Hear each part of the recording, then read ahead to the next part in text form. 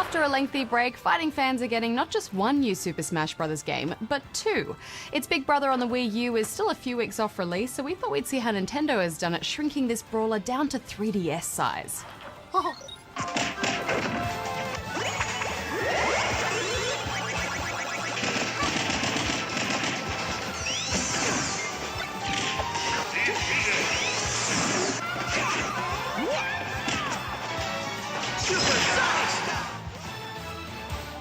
Guys, I don't even know where to start with this Super Smash Bros. Game.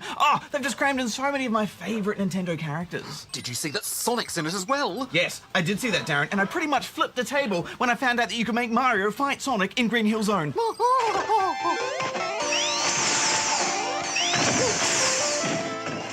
And along with the Nintendo characters, there are other stars like Pac-Man and Mega Man, plus all sorts of cameos and special items. It is too much, my brain can't handle it. Relax, Barger. Darren, why don't you give us a quick explanation of how the game works? Oh, I'd be delighted to.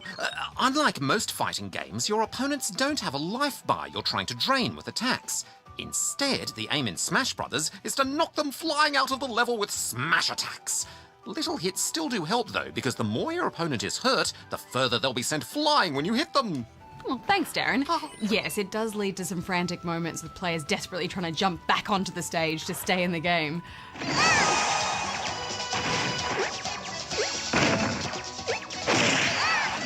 And the fights are pretty chaotic in general. Many stages change as you fight, with parts suddenly dropping away. Not to mention all sorts of extra weapons dropping into the match. When you're new to the game, it can be pretty tough to stay alive for long. Especially in 4-player brawls. Yeah, and as you said earlier, Barjo, the character list is huge. Almost all of the characters from earlier games are back again, which was already a lot. And they've been joined by a handful of other Nintendo characters. Some are older classics like Little Mac from Punch-Out, while others are more recent like the Wii Fit Trainer. I wouldn't have thought the Wii Fit Trainer would have been a great fighter, but I guess she works out a lot, so it makes sense. Yeah, she's pretty good. I wouldn't call her great, though, because Sonic is obviously the best one, so he's great. Negative. Mega Man is a robot with lasers, so clearly he is superior. No way, you guys. Everyone knows Kirby is the greatest fighter. Look, come on, you guys. There's only one way to solve this. The battleground. Yes! 2, 1, Dare to taste my lasers! Right. Would you like a spin attack? Spin attack! Lasers, Watch out for the lasers!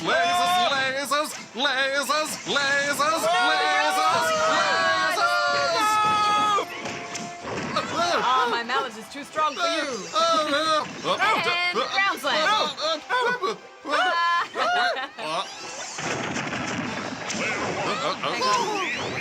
Oh, nice! I'm not losing, I'm letting the humans win. Just so they don't feel inadequate next to a robot who is clearly superior in every way.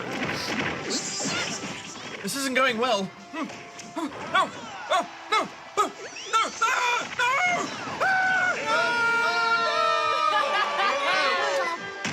Hey! Oh, well done.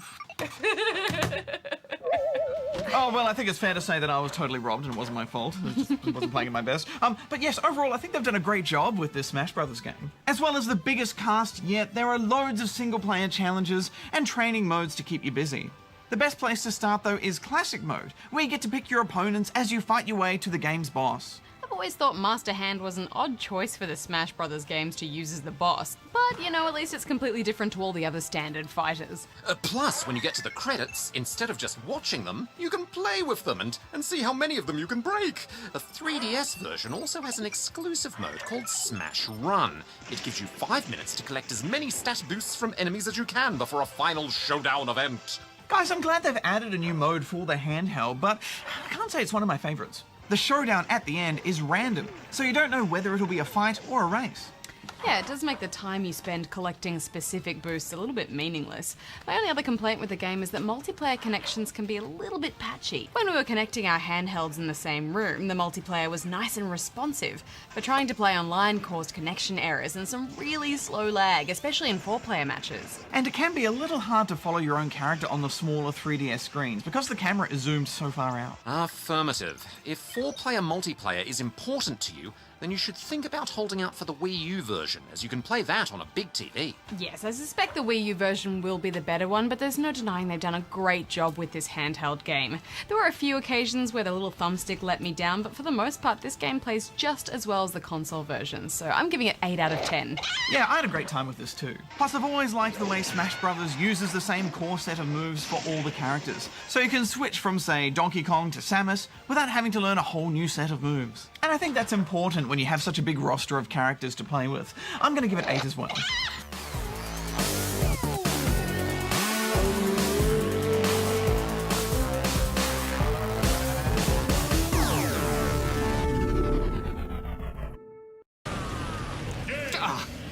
Guys, back in 1999, I remember seeing a TV commercial for the first Super Smash Bros. On N64, and I actually thought it was a joke.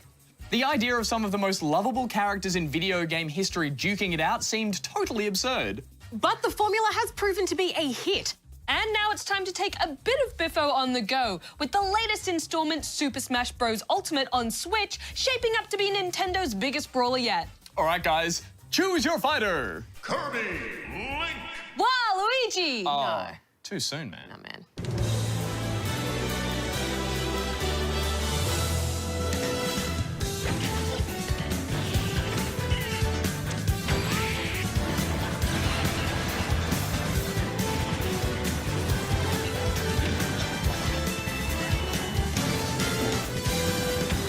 Super Smash Bros. Ultimate is a multi-mascot brawler.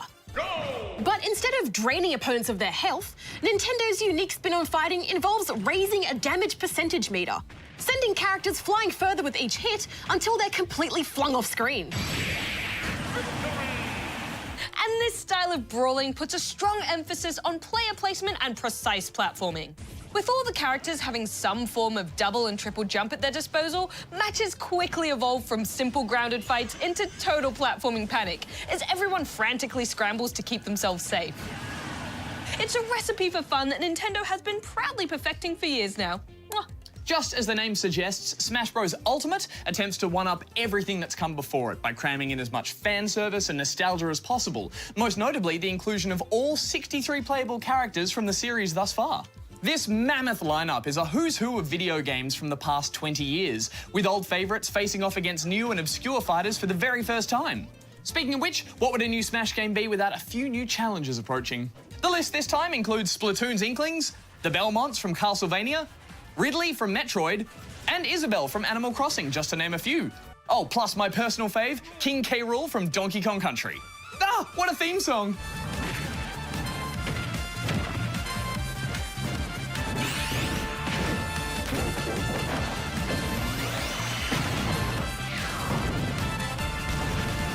Keeping with series tradition, each new fighter to the roster uses the same control inputs, but their moves are uniquely specific to them. And this makes picking up a new character to experiment with always feel familiar, but leaves room to master if you decide to stick with them. Of course, you will need to wait for these characters to appear randomly before they can be fought and added to your roster. And it might come as a bit of a surprise to some, but you begin the game with just the original 8-fighter lineup from the first Smash game. And guys, I love this. It gave me a chance to really get to grips with the basics before I started collecting new fighters. And with such a huge roster, I can look forward to challenges popping up for days. These new fighters appear as you jump in and out of different matches and modes, which include most of the usual suspects. Regular Smash lets you set up a quick match with basic rules. There are ladder, mob, and squad fights. Special Smash allows you to add crazy modifiers to character size and speed. Then there's Classic Mode, which will be familiar to fans of the series. This time around, the handful of brawls try to theme themselves around each chosen fighter, often including a unique boss battle. Plus, the difficulty scales depending on your performance, which I found really helpful. However, these standard modes are mere extras when compared to the seriously large chunk of single-player content known as World of Light. We'll win this. I know we will. In typical over-the-top Smash story fashion, the entire roster of characters have been obliterated by an army of master hands. You begin as the lone survivor, Kirby, navigating an enormous map of branching paths, freeing captured fighters along the way, and earning spirits, which can then be equipped to give your fighter perks and bonuses. Each spirit is representative of something from video game history. which makes collecting them feel like you're building some kind of giant sticker album of Nintendo nostalgia. But it's also a completely overcomplicated system that involves managing multiple spirits, each with their own power levels, stats, perks, slots, and attributes. It does add extra RPG elements to the fighting formula, but I feel like they may have overcooked it a bit here. Not helped in any way by the usual mess of menus we're used to seeing in a Smash title. Fortunately, you always have the option to auto-pick a spirit loadout suited to your opponent, so you can just focus on the brawling. It is nice having a lot to juggle in the single-player department, especially when I'm on the go. For me, though, couch multiplayer is where this game comes into its own. Nothing compares to the absolute mayhem that comes from an 8-player brawl, complete with crazy items, smash balls, and for the first time, stage morphing.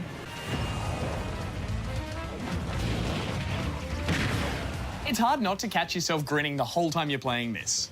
And on a personal note, having grown up with so many of these Nintendo franchises, I was overwhelmed with the sheer level of detail across the entire game. Whether it's a retro-themed power-up, the background detail in a particular stage, or just hearing a classic game theme remastered to perfection.